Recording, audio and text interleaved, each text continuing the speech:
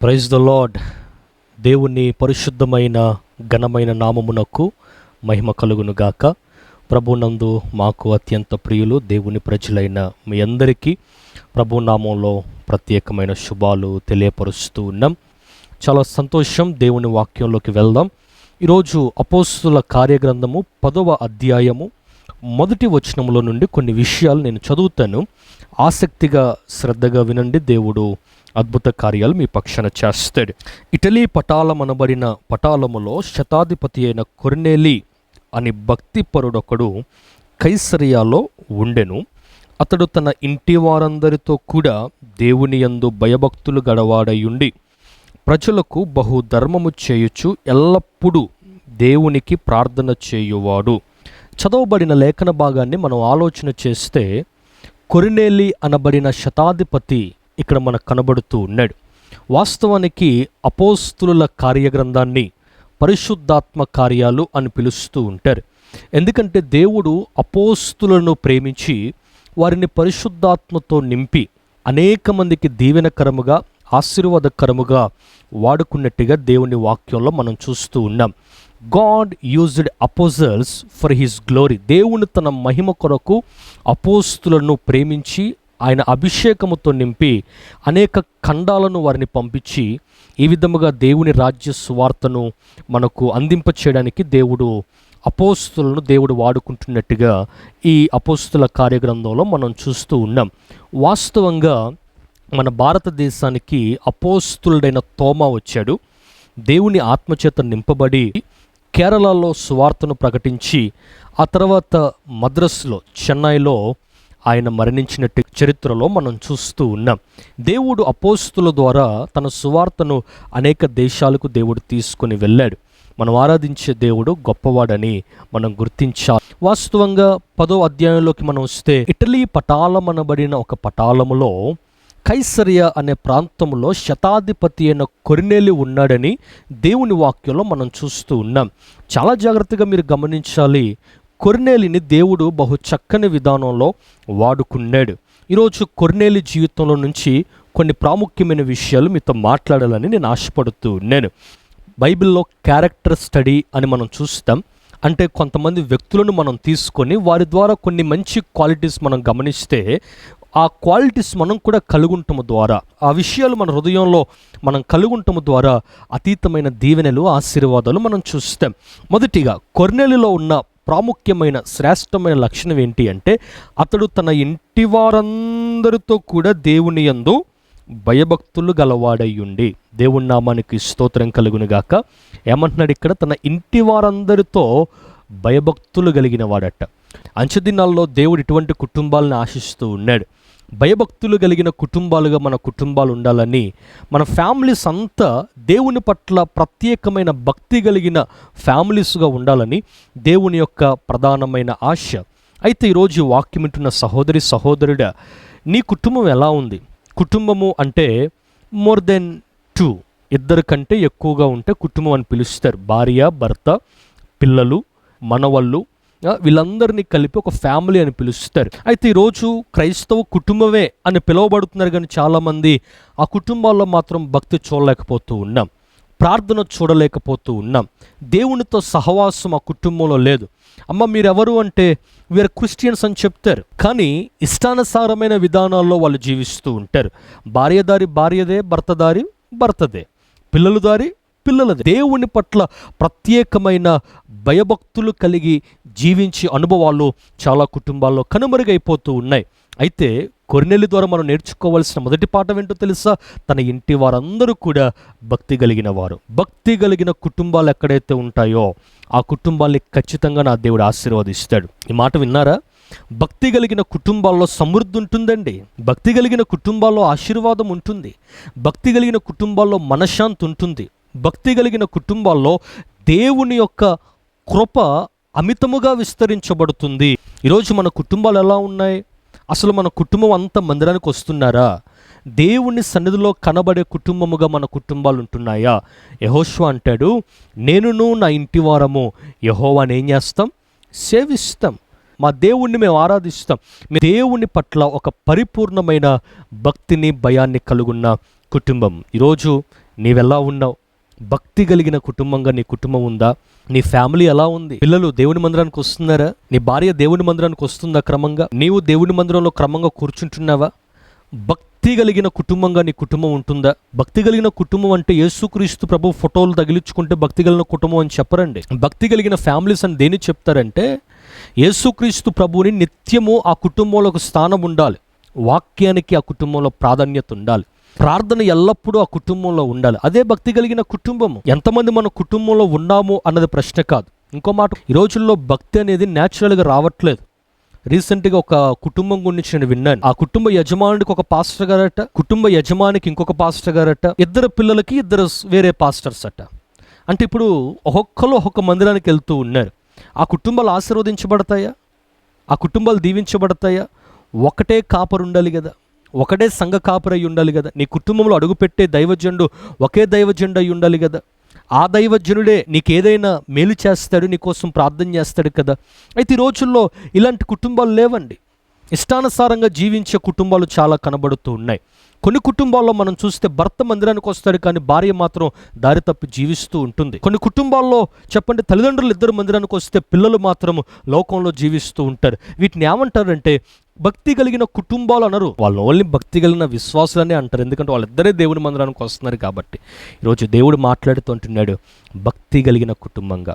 128వ కీర్తనలో రాస్తూ అంటాడు, యెహోవా యందు భయభక్తులు కలిగి ఆయన త్రోవల యందు నడుచు వారందరూ ధన్యులు. ఎవరు ధన్యులట? యెహోవా యందు భయభక్తులు కలిగి. అంటే భయము ప్లస్ భక్తి రెండింటిని కలిపి భయభక్తులు అని పిలుస్తారు. కొంతమంది జీవితంలో భక్తి బాగానే ఉంటుంది కానీ భయం మాత్రం ఉండదు. మందిరానికి వస్తారు కానీ పాపం చేస్తారు. ఎందుకు? భయం లేదు. పాటలు పాడతాడు, సిగరెట్లు తాగుతాడు, ఏముంది? భక్తుంది కానీ భయం లేదు. మందిరానికి వస్తాడు, త్రాగుడు జీవితంలో వ్యభిచారంలో జారుడిగా తిరుగుతూ ఉంటాడు, ఏముంది? భక్తుంది. నా దేవుడే గొప్పవాడు అంటాడు, నా దేవుడే సమస్తము అంటాడు, నా దేవుడే సర్వస్వం అంటాడు.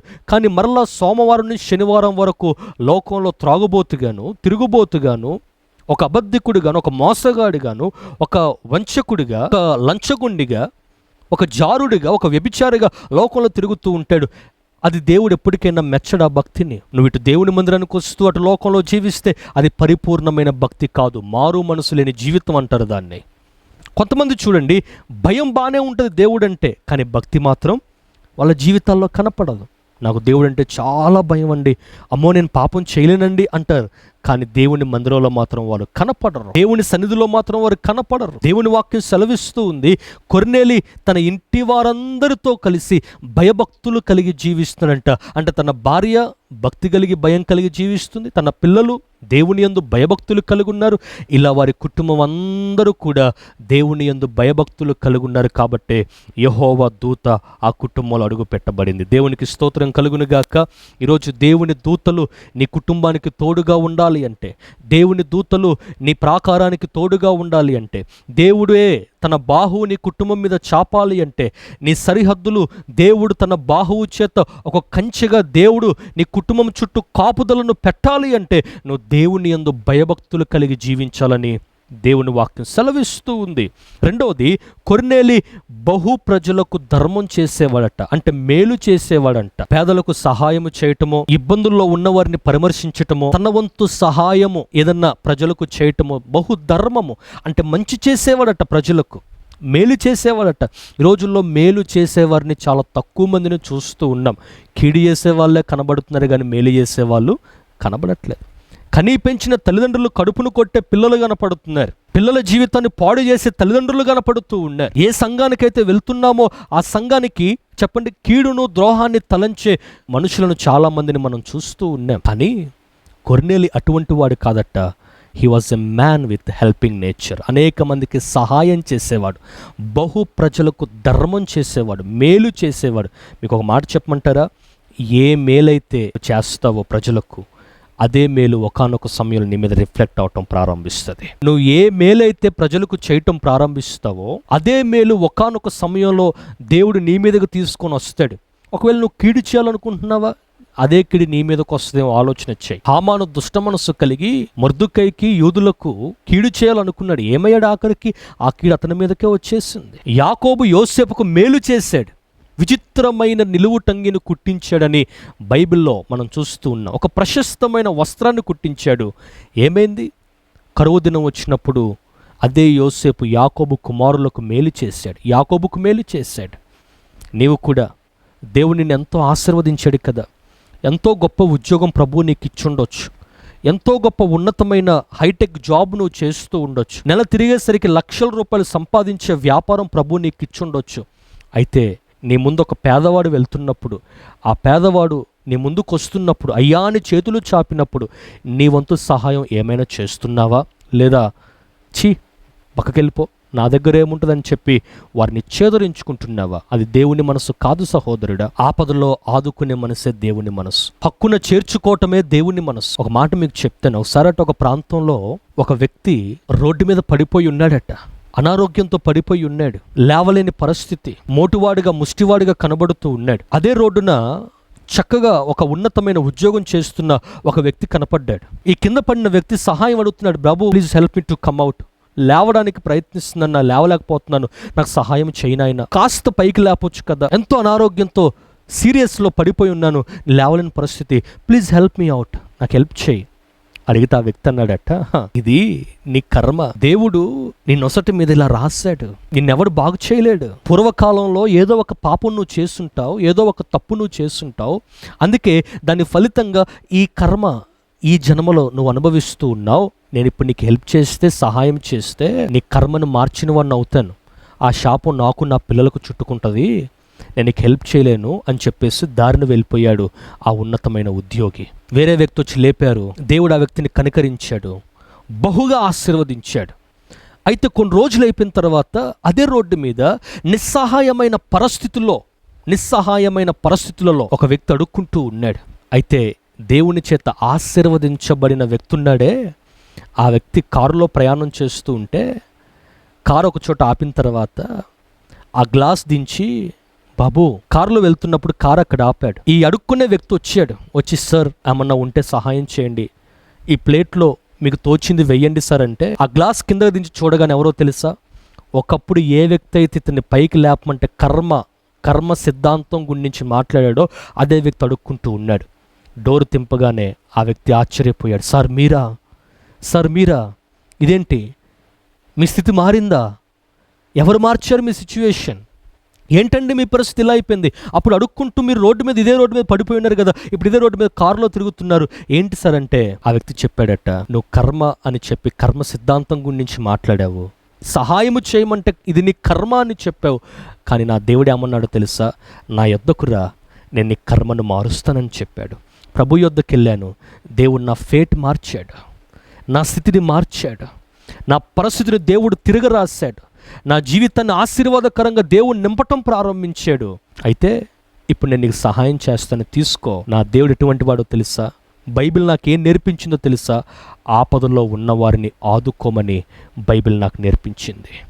నిస్సహాయతలో ఉన్నవారికి సహాయం చేయమని బైబిల్ నాకు నేర్పించింది. అంతేగాని కర్మ సిద్ధాంతం గురించి మాట్లాడమని బైబిల్ నాకు చెప్పలేదు. ఆకలితో అలమటించేవానికి మేలు చేయమని బైబిల్ చెప్పిందని చెప్పి కొన్ని విషయాలు చెప్తే ఆ వ్యక్తి కూడా మార్చబడ్డారు. వారిరువురు కలిసి దేవుని యొక్క రాజ్య సువార్తలో ముందుకు ప్రయాణం చేశారు. ఈరోజు ఈ వాక్యం విన్న సహోదరుడా, ఎవరైనా నీ ముందుకు వస్తున్నప్పుడు ఆ వ్యక్తి బీదవాడే కావచ్చు, పేదవాడే కావచ్చు, నిస్సహాయమైన పరిస్థితి ఆ వ్యక్తులకి కలిగి నీ ముందుకు సహాయం కొరకు వస్తున్నప్పుడు నువ్వేం చేస్తున్నావు? పక్కకి వెళ్ళిపోండి, ఇది మీ కర్మ, మీకు హెల్ప్ చేస్తే దేవుడు మమ్మల్ని ప్రక్కకు తోసేస్తాడని చెప్పి అలా నువ్వు అంటున్నావా? అలా నీకు బైబిల్ చెప్పలేదే, ఏనాడు కూడా బైబిల్ నీకు అలా సంబోధించలేదే. ఆనాడైనా ఏనాడైనా దేవుడు నీకు చెప్పే మాట ఒకే ఒకటి, అదేంటో తెలుసా? ఇతరులకు మేలు చేయి, అదే మేలు నీ మీదకు వస్తుంది, అదే మేలు దేవుడు నీకు చేయటం ప్రారంభిస్తాడు. కొర్నేలి బహు ప్రజలకు ధర్మం చేసేవాడు, అంటే మేలు చేసేవాడు, మంచి చేసేవాడు. ఆకలితో ఉన్న వాళ్ళకి కాస్త ఆహారం పెట్టడం నేర్చుకో. వస్త్రహీనంగా ఉన్నవారికి ఒక వస్త్రం ఏమిటో నేర్చుకో. దేవుడు చెప్పాడు, ఎవరికైనా వస్త్రం లేకపోతే ఒక వస్త్రాన్ని వాళ్ళకి ఇవ్వమని ప్రభు చెప్పాడు కదా. ఆ విషయాలను నువ్వు కలుగుంటే నువ్వు దేవుని చేత ఆశీర్వదించబడతావు. Praise the lord.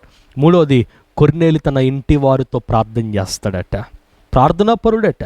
ఈరోజు సహోదరుడా, ప్రార్థనాపరుడిగా నువ్వు ఉన్నావా? ప్రార్థించే విశ్వాసిగా నువ్వు ఉన్నావా? ప్రార్థన లేకపోవటం వల్లే కదా నీ జీవితంలో ఓడిపోతూ ఉన్నావు. ప్రార్థన నీ జీవితంలో లేకపోవటం వల్లే కదా ఓటమి పాలవుతూ ఉన్నావు. నిరాశ నిస్పృహలు ఎందుకు వస్తూ ఉన్నాయి? ఏ రంగంలో అడుగు పెట్టినా ఆ రంగంలో నువ్వు ఫెయిల్ అయిపోతూ ఉన్నావు. ఎందుకు అంటే you don't have prayer life.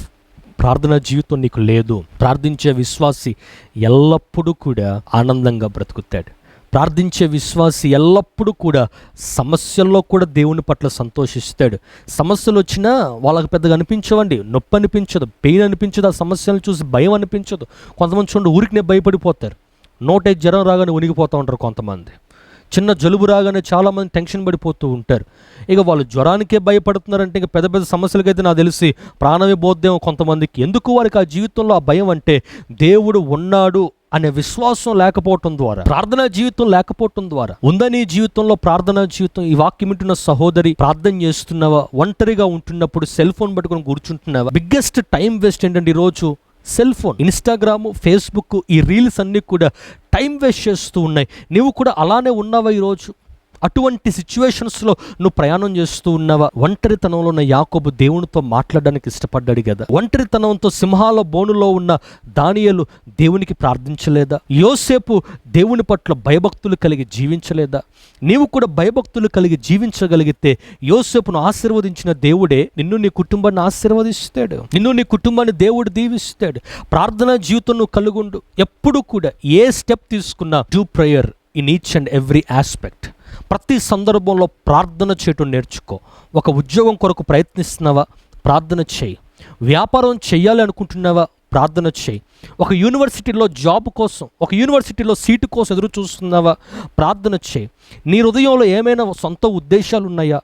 నీ చిత్తం ఏమన్నా అనుకుంటున్నావా? నీ వంతు ఏమన్నా ఆలోచనలు ఆలోచిస్తున్నావా? ప్రార్థన చేయి. ప్రార్థన చేయకుండా ఏ స్టెప్ కూడా నువ్వు తీసుకోవద్దు. ఒకవేళ వివాహం కొరకు ఆశపడితే, ఒక మంచి వ్యక్తి నాకు భర్తగా రావాలి, నువ్వు ఒక మంచి ఫ్యామిలీ కోసం, ఒక మంచి పార్ట్నర్ కోసం ఎదురు చూస్తూ ఉంటే ప్రార్థన చేయి. ప్రార్థన చేసి నిర్ణయం తీసుకో. దేవుడు ఖచ్చితంగా ఆశీర్వాదకరంగా, దీవెనకరంగా నీ జీవితాన్ని నిలబెట్టడం ప్రారంభిస్తాడు. ప్రార్థన లేకుండా కొంతమంది సొంత ప్రయత్నాలు చేస్తారు, సొంత అడుగులు వేస్తారు. అందుకే జీవితంలో ఏడుస్తున్నారు. ఈ రోజుల్లో ఓటమి పాలవుతూ ఉన్నారు, నష్టపోతున్నారు. ఆరోగ్యం నష్టం అవుతుంది, ఆర్థికంగా నష్టపోతూ ఉన్నారు. ఫ్యామిలీకి కూడా చెప్పండి కొన్నిసార్లు నష్టాన్ని చూస్తూ ఉంది. అలా కాకుండా నీ జీవితంలో, నీ బ్రతుకులో నువ్వు ప్రార్థన చేసి నువ్వు నిర్ణయం తీసుకో. ఒకవేళ దేవుని చిత్తం అయితే ఖచ్చితంగా నేను దేవుడు ప్రొసీడ్ చేస్తాడు. దేవుని చిత్తం కాకపోతే మౌనంగా వెనక్కిరా. అంతకంటే గొప్పది ప్రభు నీ జీవితంలో ఇవ్వటం ప్రారంభిస్తాడు. Praise the lord. ప్రార్థన ఏమన్నా బిడ్డలారా, ప్రార్థన చేసుకోండి. ప్రార్థన లేకపోతే సాతాను ఈజీగా పడేస్తాడు. ప్రార్థన లేకపోతే సాతాను ఈజీగా ట్రాప్ చేసేస్తాడు. అమలారా, మీ యవన బిడ్డల కోసం ప్రార్థన చేయండి. కిటికీల్లో నుంచి మరణం ఎదురు చూస్తుందట, సాతాను ఎదురు చూస్తున్నాడట. ప్రార్థన చేయండి. యవన బిడ్డల కోసం ఎక్కువగా ప్రార్థన చేయండి. అంచె దినాల్లో ఎంత ప్రార్థన చేస్తామో అంత దేవుని మహిమ మన మీదకి ఆవరించడం ప్రారంభిస్తుంది. అంత దేవుని కృప మన జీవితాల్లో ఆవరించడం ప్రారంభిస్తుంది. దేవుని సన్నిధిలో మోకరించేవాడు లోకంలో తలెత్తుకొని తిరుగుతాడు. Praise the lord. హల్లెలూయా. ప్రభు సన్నిధిలో మోకాళ్ళు వంచేవాడు ప్రపంచంలో తల ఎత్తుకొని ధైర్యంగా, గర్వంగా 10 మంది చెప్పుకునే విధంగా దేవుడు వారిని మారుస్తాడు. ఆ విధంగా ప్రభు నిన్ను మార్చును గాక. ఈరోజు కొర్నేలి ఒక ఆదర్శప్రాయంగా మన ముందున్నాడు. కొర్నేలి ఒక అద్భుతమైన విధానంలో మనకు ఒక పాఠాలు నేర్పిస్తూ ఉన్నాడు. ఆ విధంగా నువ్వు కూడా క్రీస్తు కొరకు బ్రతకగలిగితే అంచె దినాల్లో దేవుడు మరిన్ని గొప్ప కార్యాలు, ఆశ్చర్యాలు, అద్భుతాలు నీ పక్షాన జరిగిస్తాడు. ప్రార్థన చేద్దాం. ప్రేమగలన తండ్రి, కృపగలన దేవ, ఈ కార్యక్రమాన్ని చూస్తున్న ప్రతి ఒక్కరిని మీరు దీవించండి, ఆశీర్వదించండి, బలపరచండి ఆయన. దేశం యొక్క ఉన్నత స్థలముల మీద ప్రతి ఒక్కరు నిలబెట్టమని ప్రార్థిస్తూ ఉన్నాను. ఆశీర్వదించి బలపరచండి తండ్రి. ఈ కార్యక్రమాన్ని వీక్షిస్తున్న ప్రతి ఒక్కరిని మీరు దీవించండి. ఎటువంటి సమస్యల చేత మా ప్రియులు బాధపడుతున్నారో ప్రతి సమస్య నుంచి విడుదల పరచండి. ఆర్థిక సమస్యల నుంచి విడుదల, అప్పుల భారాల నుంచి విడుదల, కుటుంబ సమస్యల నుంచి విడుదల. యేసు నామములో ఒక ప్రత్యేకమైన విడుదల కలుగునుగాక. బలపరిచి మీరు దీవించి అనేక మంది వర్తమానాల చేత దీవెన ఆశీర్వాదం పొందుకోవడానికి సహాయము చేయమని యేసుక్రీస్తు వారి నామం పేరిట అడిగి ప్రార్థిస్తున్నాము తండ్రి. Amen, amen.